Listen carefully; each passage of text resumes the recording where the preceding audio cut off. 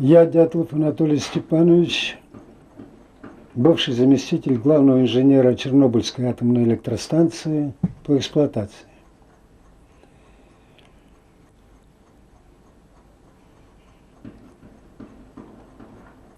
Давайте вернемся к тому, в общем-то, злосчастному дню, 25 апреля 1986 года. Я говорю 25, потому что начало работ по остановке 4-го энергоблока на ремонт как раз было начато 25 апреля. Но после того, как снизили мощность, отключили одну турбину, как известно, диспетчер энергосистемы запретил дальнейшее снижение мощности. Это было в середине дня 25 апреля. Ну, как всегда, мы полагали, что дальнейшая разгрузка станции будет разрешена к вечеру, после прохождения максимума вечернего потребления электроэнергии.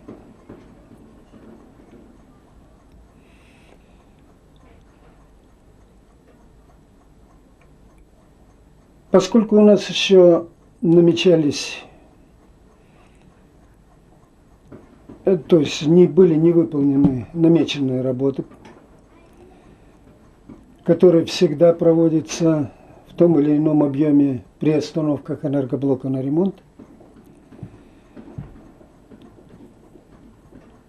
И я практически всегда при пусках блока и при остановках блока находился на блочном щите или на самом блоке от начала и до конца. Здесь из-за остановки я пошел домой немного поспать после обеда и попросил оперативный персонал, чтобы мне сообщили, когда будет разрешено дальнейшее снижение.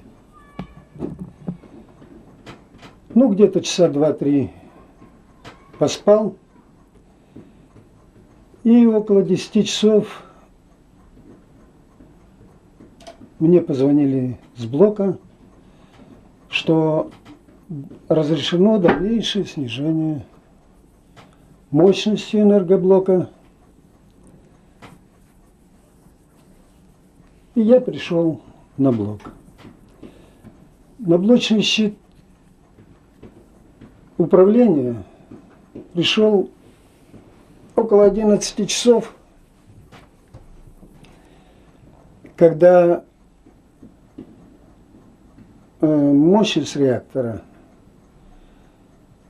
была еще 50%, и в 11 часов начали дальнейшее снижение. Переговорил я затем с начальником смены блока предыдущей смены Юрием Трегубом. Поговорил с Сашей Акимовым, это начальник смены блока, который заступал в ночь. Все вопросы были для них ясны, как для Трегуба, так и для Акимова. Вот. У нас и никаких особых работ уже к этому времени не оставалось. Нужно было снизить мощность, разгрузить турбину, по мере разгрузки замерить ее вибрации, потому что на 8-й машине как раз была повышенная вибрация, и нужно было отбалансировать машину. Затем нужно было измерить,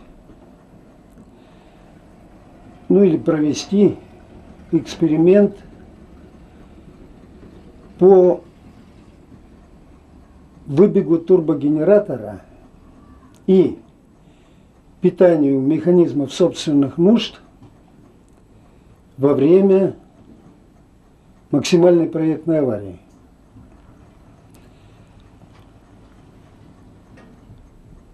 Это был эксперимент, который должен был быть, вообще-то говоря, проведен еще до начала пуска энергоблока.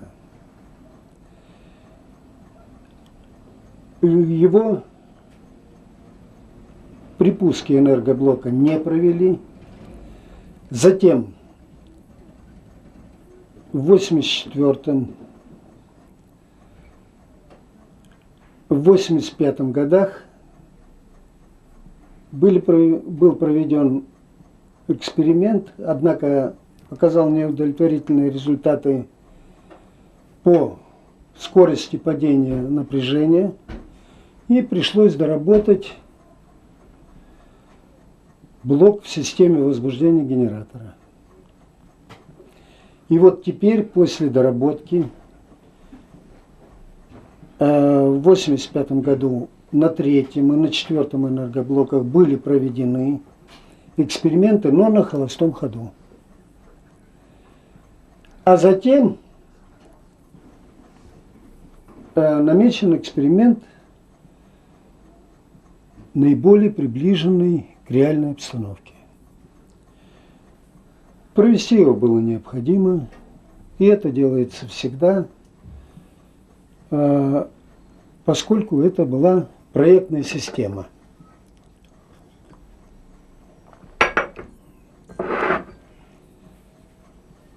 Необходимо сказать заранее, что эксперимент этот никакого отношения к аварии не имеет. Это его связали с аварией только недобросовестные расследователи этой аварии. А так, все это произошло из-за совершенно неудовлетворительных характеристик реактора, которые тогда еще не были ясны. И сама авария, вот такой, ее даже нельзя назвать и аварией, это катастрофа, которая не мыслилась.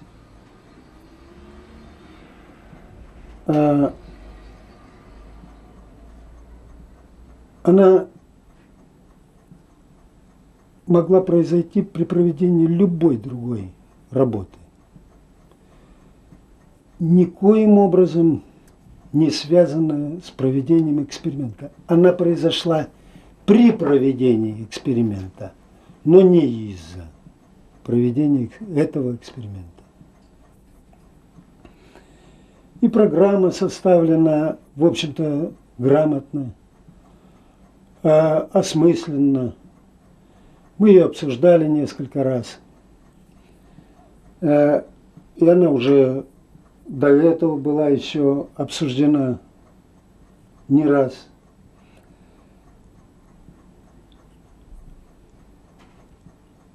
Никаких замечаний практически по ней-то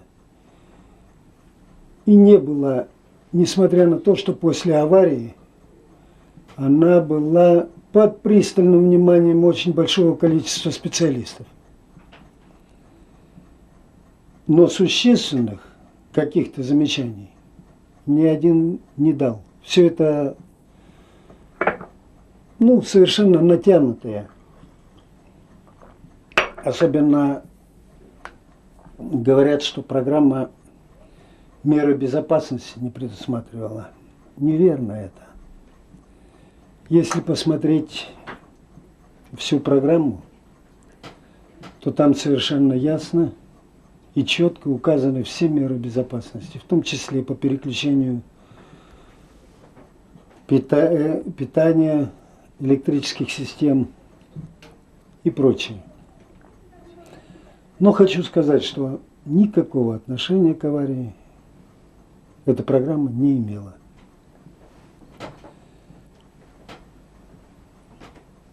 В дальнейшем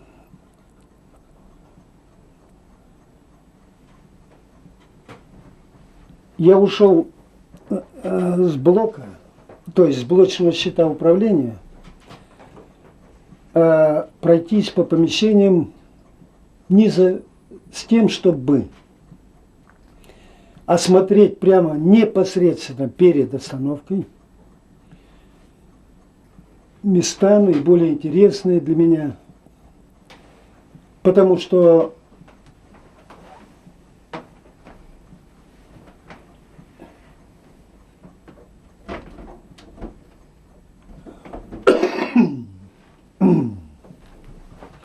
обычно какие-то дефекты, они проявляются при смене режима работы. Более охотно проявляются. Это с одной стороны. С другой стороны, когда еще параметры, температура, давление полные, но мощность снижена, можно более внимательно осмотреть оборудование в тех помещениях, где очень неблагоприятная радиационная обстановка.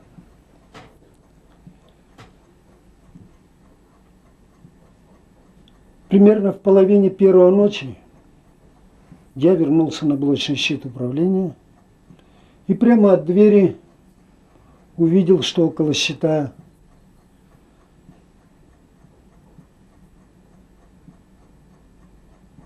управления реактором, склонились несколько человек.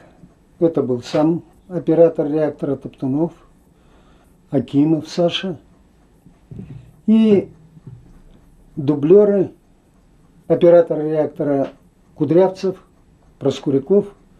Возможно, был кто-то еще, хотя я не помню. Я подошел и увидел, что мощность реактора порядка где-то 50-70 мегаватт. Спросил у Саши Акимова, почему такая низкая мощность? Он говорит, да вот при смене автоматического регулятора мощность провалилась до 30 мегаватт. Никаких вопросов это не вызывало. Нет таких реакторов, где бы мощность не снижалась по тем или иным причинам. Нет таких операторов,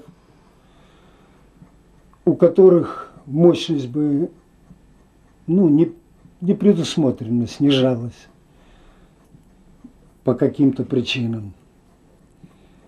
И это совершенно обычное явление.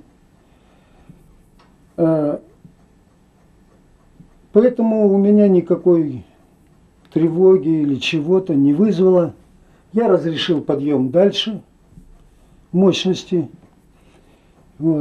И отошел для того, чтобы переговорить с Метленко, руководителем по выполнению технической программы выбега турбогенератора, по готовности к ее проведению.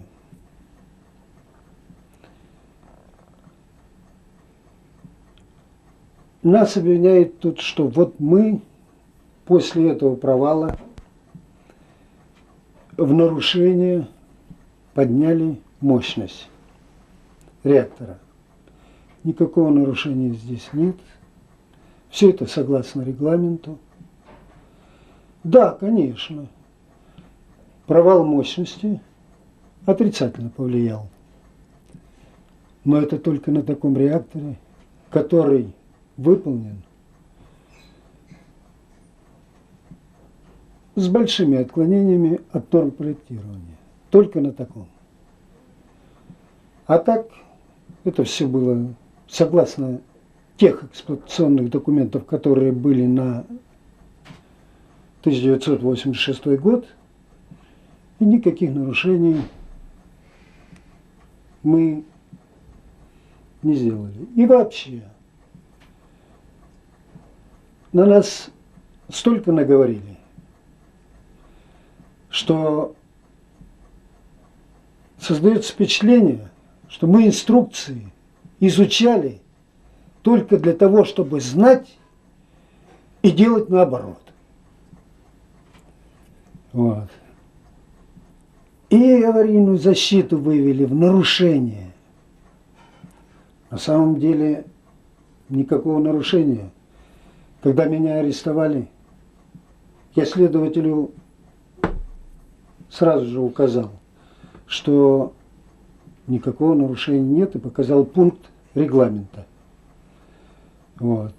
Но это абсолютно не помогло, потому что и дальше в обвинительном заключении, и в приговоре все это идет как нарушение персонала.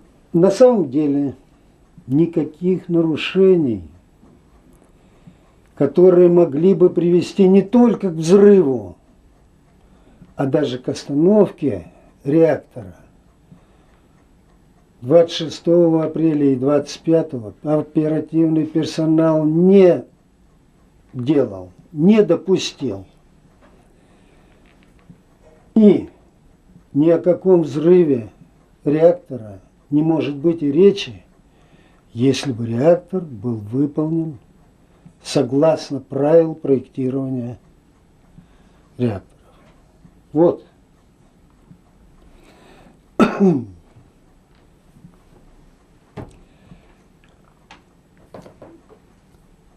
После того, как мощность была застабилизирована на 200 мегаваттах, все работы по замеру вибрации турбины были сделаны. Саша Акимов доложил мне, я собрал всех людей, заинтересованных в проведении опыта, провел последний инструктаж и разошлись для наблюдения. Каждый за теми приборами, которые ему были названы.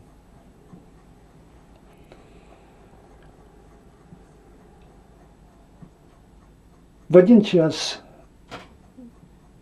23 минуты 04 секунды начался эксперимент по выбегу турбогенератора. Это зафиксировано системой контроля. И все шло нормально. Было очень тихо на блочном щите управления. Никто не разговаривал, все наблюдали за тем процессом, который проходил в это время. Я услышал разговор. Обернулся. Оператор реактора Топтунов что-то говорит Акимову. От меня они находились, на расстоянии 8-10 метров. А сами они друг от друга находились в 2-3 метрах. Что они говорили, я не слышал. Но разговор у них был совершенно спокойный. Акимов сказал глуши реактора и показал пальцем так, дави кнопку. Я отметил, что на инструктаже, было условлено сразу с началом выбега глушить реактор. Почему-то Саша Акимов не дал команду на глушение реактора. Но я и тогда не придал значения этому. После того, как я изучил все показания приборов, после аварии уже, и сейчас не придаю. И практически со мной согласны все. Отправлял я и в МАГАТЭ, они тоже согласились со мной, что авария произошла бы и при начале эксперимента, если бы была нажата кнопка. Не от этого, абсолютно не от этого авария произошла. Вот. Топтунов по команде Акимова нажал кнопку аварийной защиты в 1 час 23 минуты 40 секунд.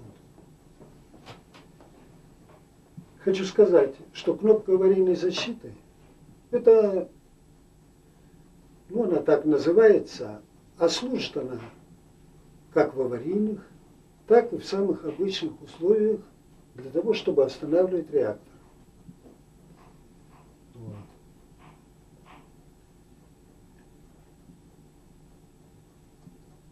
И если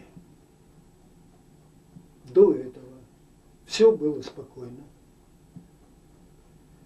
и по разговору между Топтуновым и Акимовым я понял, что никаких вопросов у них нет, потому что, когда Акимов сказал «глуши реактор», сам повернулся снова к приборам.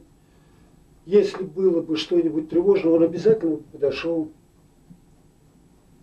к пульту реактора. Вот. Я повернулся тоже наблюдать. И через несколько секунд, а по системе контроля это ясно, что через 3-4 секунды начали появляться аварийные сигналы и предупредительные. И затем в 1 час 23 минуты 46 секунд произошел взрыв реактора.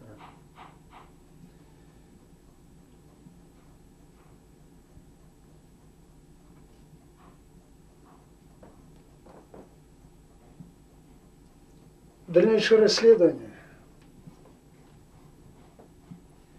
показало, и сейчас практически все специалисты сходятся на том, что реактор взорвала именно аварийная защита. То есть аварийная защита, которая обязана заглушить реактор в аварийных условиях, уж не говоря о нормальных, в данном случае сработала как запал атомной бомбы. Это парадоксально, это немыслимо, но это так. И сейчас именно все сходятся на этом.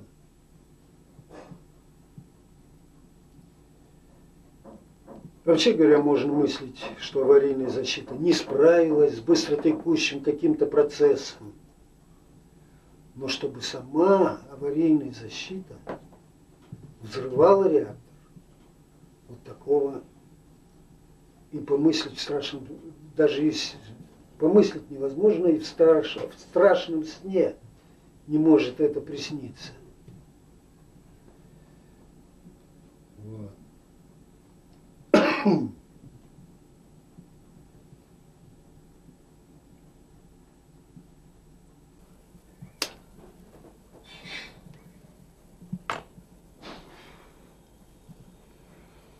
И вот здесь раздался взрыв.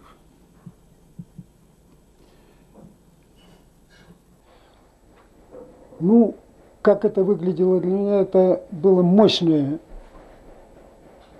такой мощный удар, сотрясение всего здания. Вот. Я поднял взгляд на потолок, откуда посыпались на голову осколки фальшпотолка. И через секунду буквально, ну 2, произошел другой взрыв. Вот. Замигали множество аварийных сигналов. Вот. Погас свет, и через короткий промежуток времени зажегся на блочном щите. Первое, что я подумал, что это произошло что-то с деараторами, которые расположены непосредственно над блочным щитом. Деараторы – это такие большие емкости, частично заполненные водой и паром. Поскольку взрыв был очень мощный, то подумал, хлынет горячая вода оттуда на блочный щит управления. Я резко скомандовал всем на резервный пульт управления. Однако все стихло, и команду я отменил. Никто еще не ушел. В дальнейшем на блочном щите не было ни протечек воды, ни протечек пара. Что именно произошло, я, естественно, в то время не мог знать. И не мог предполагать.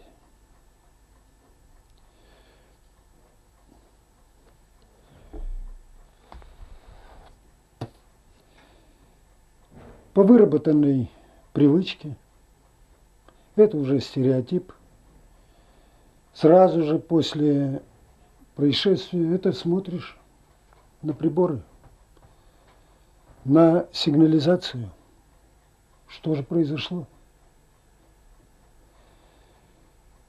И первый же взгляд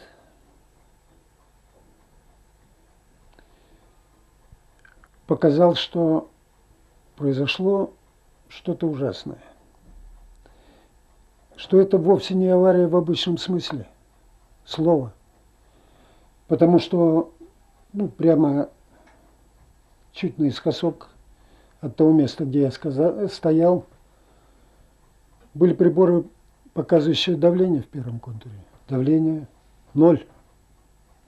Тогда я пошел вдоль щитов, я осматривал приборы, дошел до приборов, где показывает расход теплоносителя по активной зоне. Тоже 0. Для эксплуатационника это, в общем-то, ясно показывает катастрофу. Потому что давление в первом контуре 0, расхода теплоносителя нет. Это значит, тепловыделяющие элементы, то есть топливные кассеты, не охлаждаются. И через короткое время они расплавятся. Это полный крах.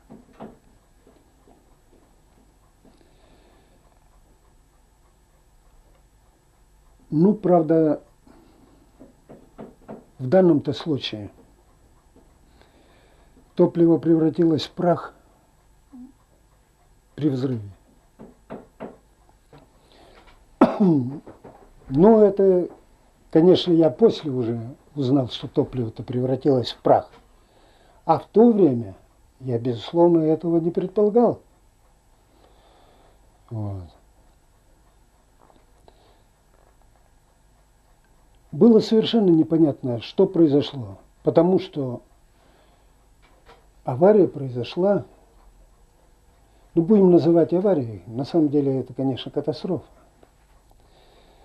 Авария произошла в обычной будничной обстановке.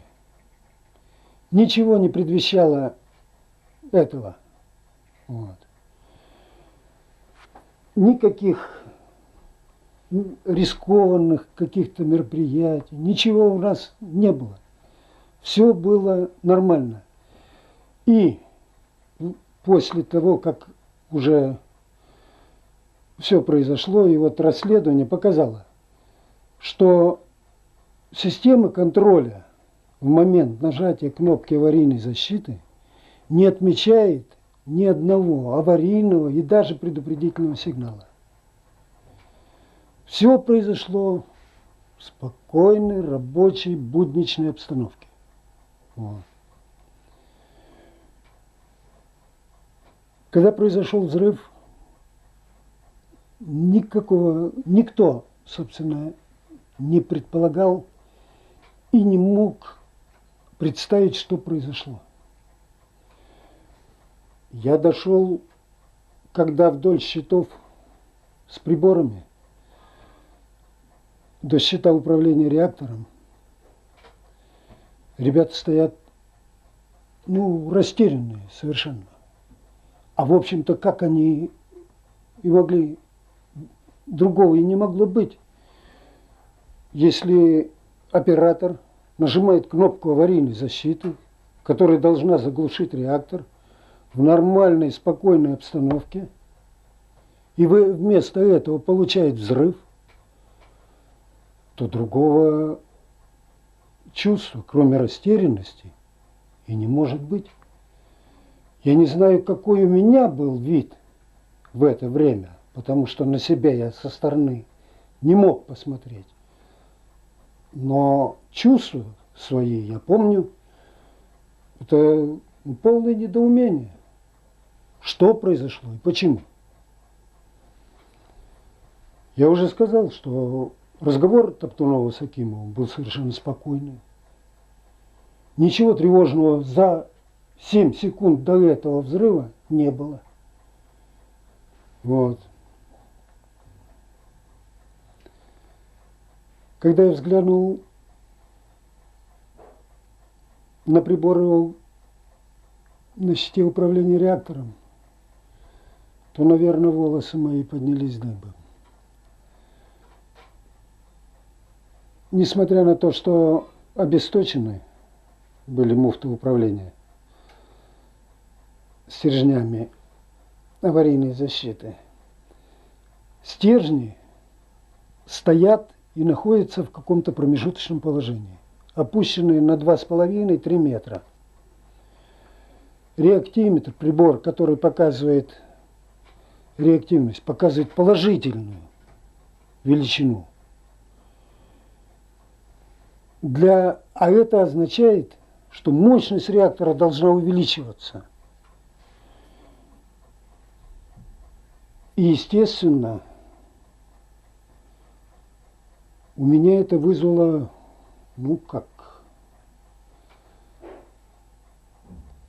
растерянность. Я немедленно сказал Кудрявцеву и Проскурякову бежать в центральный зал и опускать вручную стержни управления. Только ребята выскочили, я понял, что, в общем, это было распоряжение глупое, ненужное. Не пойдут они все равно. Я сразу же выскочил в коридор, но ребята уже скрылись. Вот. Много, 1000 раз я анализировал свои действия и поступки после аварии. И можно сказать, что вот это вот только распоряжение мое было неправильное. Здесь я понял, что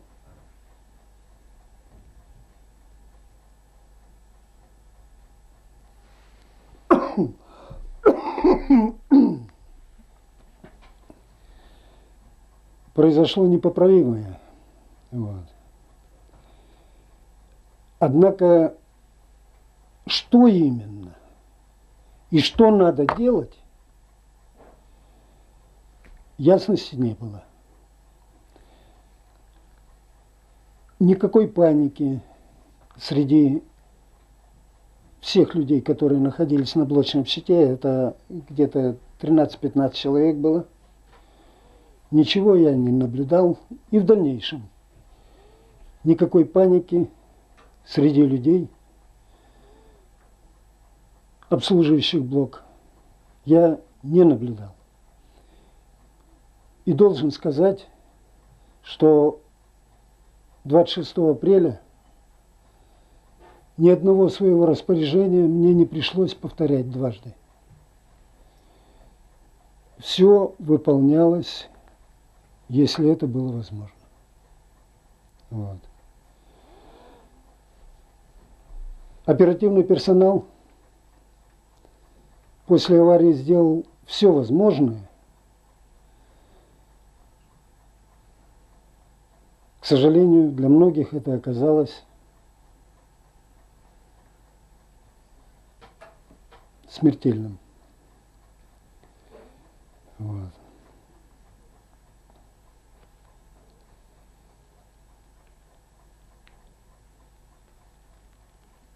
Если хочешь что-то делать, то надо знать что-то. По приборам картина представлялась совершенно ужасная. Но информации к тому, что делать, она не давала. Поэтому я вышел, когда в коридор, там была пыль, дым, я вернулся и сказал Акимову, чтобы он включил вентиляторы дымоудаления, а сам через другой выход прошел в машинное отделение.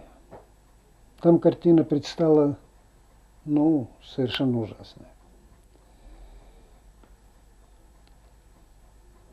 Часть кровли была обрушена.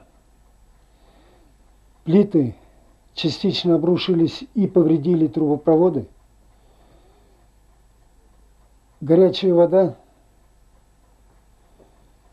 струями бьет в разные стороны. Пар, вспышки короткого замыкания в электроцепях, резкие щелчки, такие как выстрелы. Около 7-й машины повреждено упавшими плитами перекрытия трубопровода масла, и масло загорелось. Но там уже ребята бежали к тому месту. Я вернулся на блочный щит и решил подняться в центральный зал, посмотреть, что с реактором. Однако, когда прошел по коридору, тут же мне встретились операторы центрального зала и операторы газового контура. Оператор центрального зала Анатолий Кургуз был страшно обожжен паром. У него с лица кожа клочьями висела, и руки тоже были обожжены, и клочьями кожа была, что под одеждой, естественно, не видно. Я сказал, что идите в санпропускник, туда сейчас подойдет машина скорой помощи, которую вызвал Александр Акимов. Вот. Вызвал он также и пожарную команду, но, оказывается, пожарная команда поехала уже раньше, потому что один из пожарных был на улице, когда произошел взрыв. И он видел все это. Оператор газового контура Симоненко сказал мне, что разрушен реакторный цех. Я прошел немного подальше по коридору на 10-й отметке и выглянул в окно. Увидел, что стены центрального, то есть реакторного цеха нет. Она обрушена. Тогда я прошел вниз, вышел на улицу и обошел пошел вокруг реакторного цеха. Ну, они вместе, реактор 4-го блока, помещение химцеха и реактор 3-го блока, они без разрыва сделаны. Я обошел все это вокруг. Картина, конечно, была ужасная. Двух стен реакторного цеха, западной и северной, не было. Кровли реакторного центрального зала не было. Обрушено. Во многих местах льется вода, вспышки коротких замыканий в электроцепях.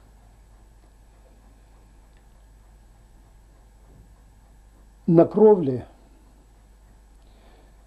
химцеха в нескольких местах и реакторного цеха блока 3 в нескольких местах мелкие очаги пожара. Большого пожара не было, но было несколько очагов. Я дошел до 3-го блока, там стоят машины пожарные. У шофера одной из машин я спросил, кто старший. И он показал, как раз лейтенант Правик шел. Я его в лицо-то знал. Но по фамилии тогда я не знал его. Я ему сказал, куда надо подъехать, чтобы подсоединиться к пожарному трубопроводу, который шел на крышу. Он начал разворачивать машины, а сам я зашел на 3-й блочный щит. На 3-м блоке я спросил, мешает ли что-нибудь работе.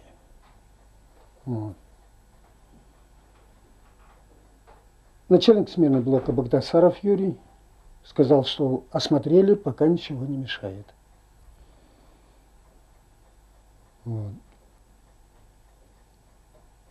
И я ушел на 4-й блок. Когда сравнялся с центральным щитом управления, это электросетями управления, вышел оттуда заместитель начальника электроцеха Александр Лиличенко. Забрал я его, и пошли мы на 4-й блок. Там Лиличенко и Акимову я сказал, чтобы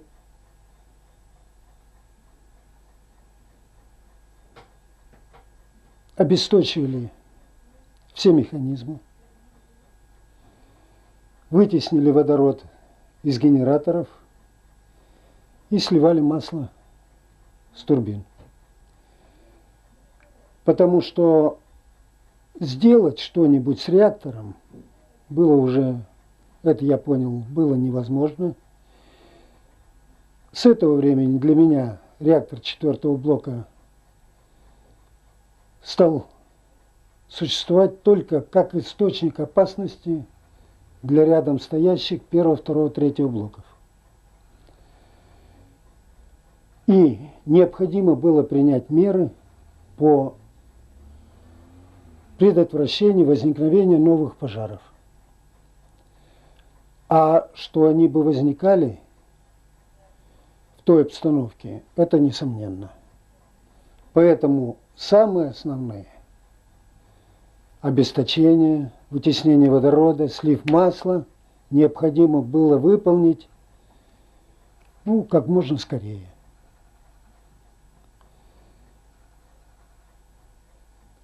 Акимов и Лиличенко с операторами турбинного и прежде всего электрического цехов приступили к выполнению этих работ. Они эту работу выполнили.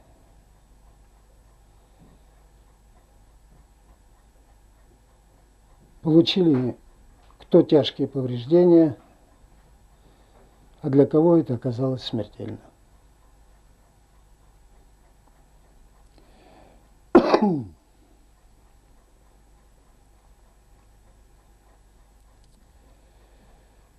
В это же время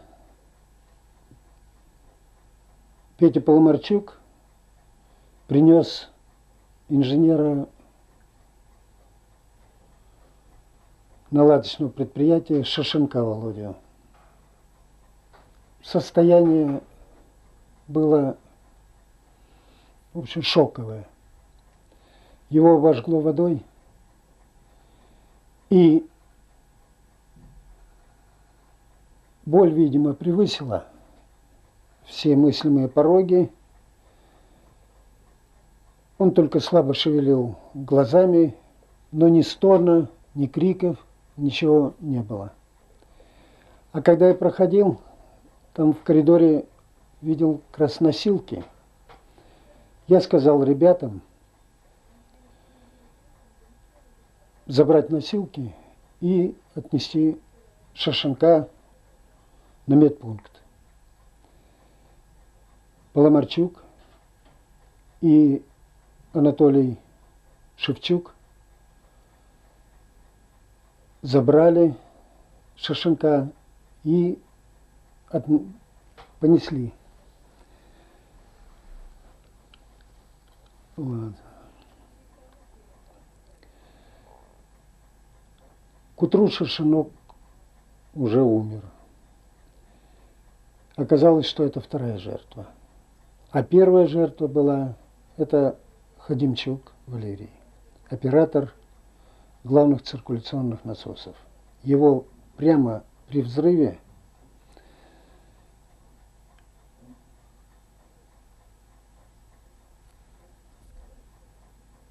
обвалившимися конструкциями придавило, и где он находится, так и не нашли. Он погребен на блоке. Вот. Но тогда еще этого я, конечно, не знал. Акимов и Лиличенко стали выполнять эту работу. А сам я снова вышел на улицу, поскольку обстановка там была тревожная. Пожар, то есть очаги огня еще не были погашены. Когда я увидел это, зашел снова на 3-й блок и приказал Багдасарову глушить реактор 3-го блока. Вот.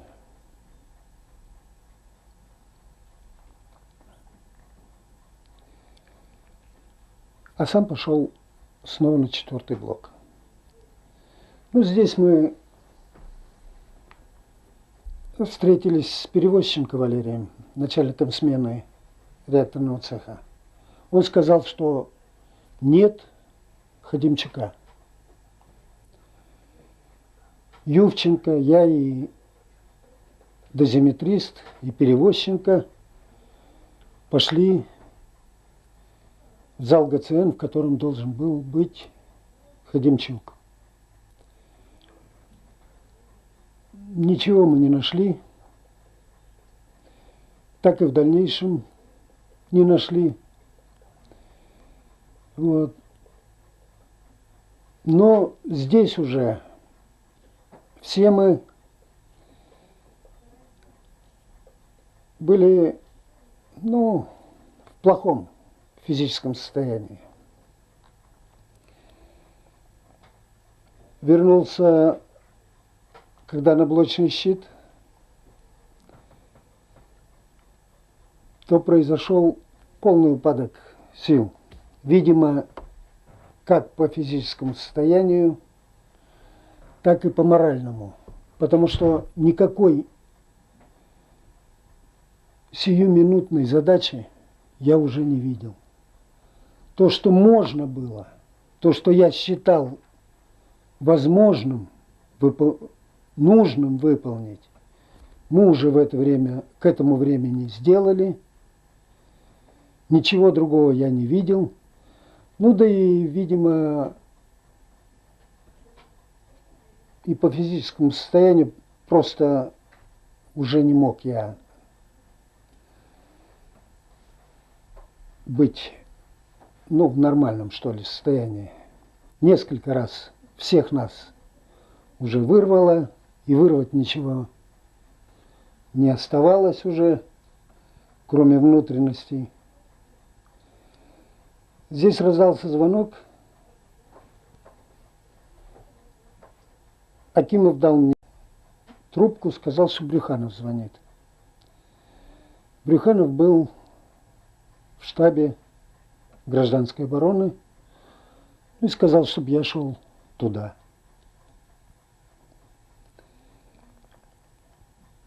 Помылся, переоделся, забрал с собой диаграммы, 3 штуки. Это мощности реактора, давление первого контура. И прошел в штаб гражданской обороны.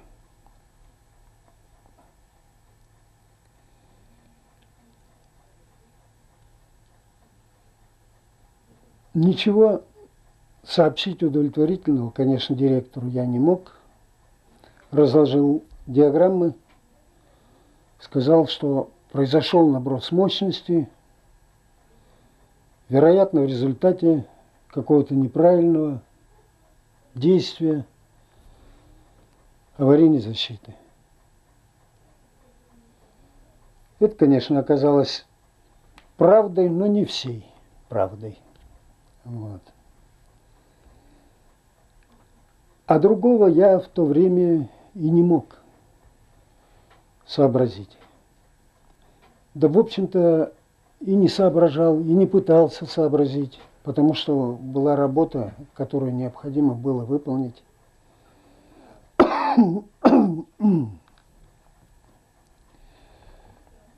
Здесь меня снова потянуло на работу. Я выскочил на улицу. Меня посадили в машину скорой помощи и отвезли в больницу.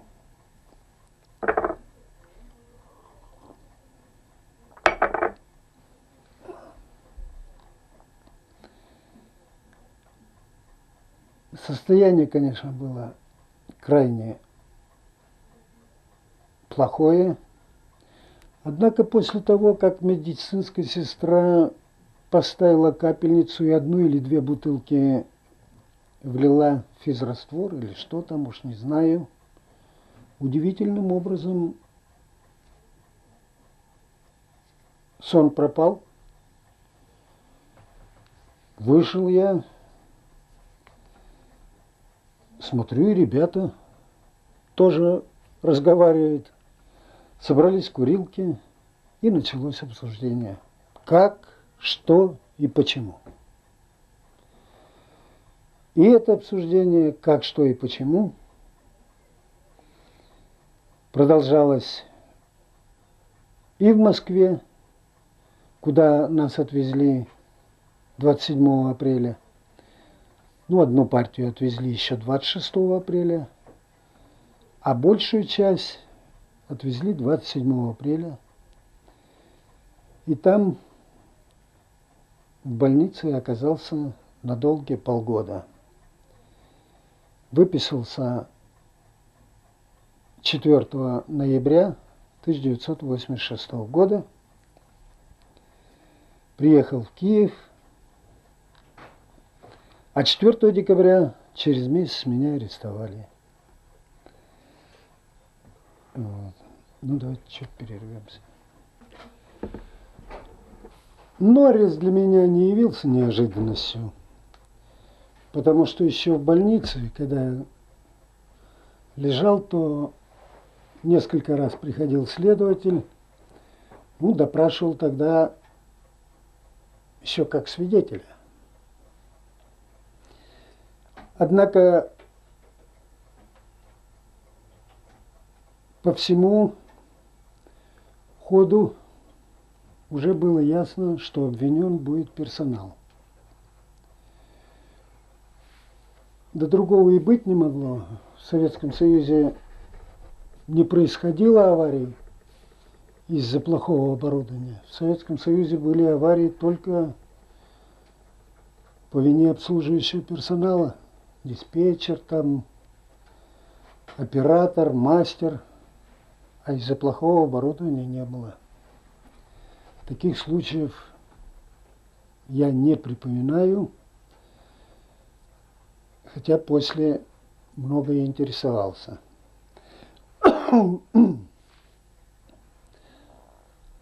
Ну, зачем арестовали меня?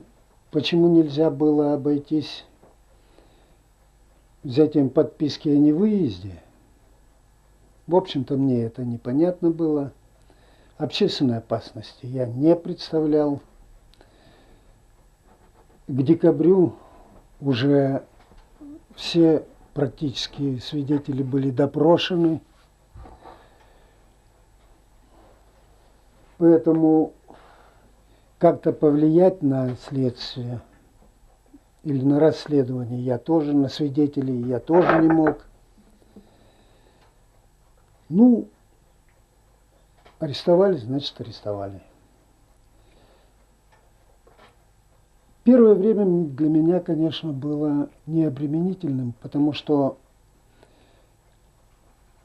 следствием были собраны документы, до этого мне неизвестные. И по этим документам я понял, что, оказывается, проектантам уже давно были известны эти отрицательные свойства реактора, которые привели фактически к аварии в 1986 году. Они были известны практически за 10 лет. То есть уже по эксплуатации первого блока на Ленинградской атомной электростанции после аварии в 1975 году были и другие предложения потом, которые мне-то не были известны до этого.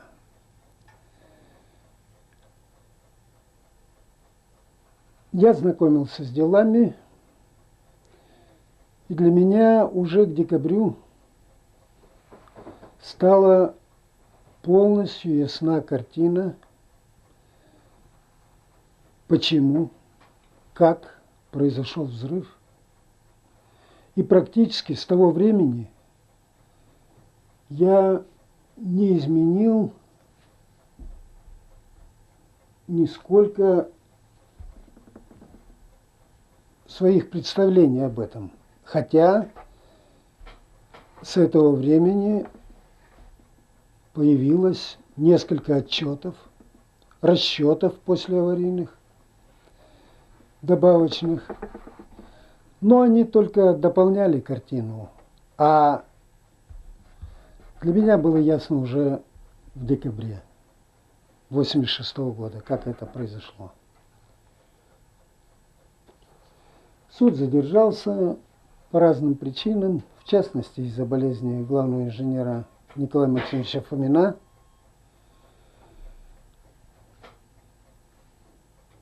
И в июле 1987 года состоялся суд над чернобыльскими преступниками.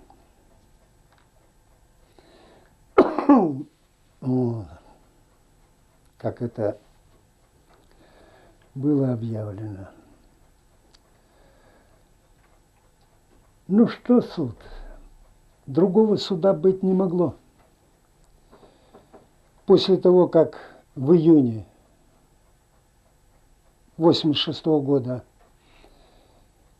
научно-технический совет под председательством Александрова возложил всю вину на оперативный персонал, правительственная комиссия подтвердила, так сказать, это. А затем вышло постановление Политбюро. А какой же суд мог пойти против коллективного разума, вот, всегда правого, бесконтрольного Политбюро? Это было бы наивным предполагать.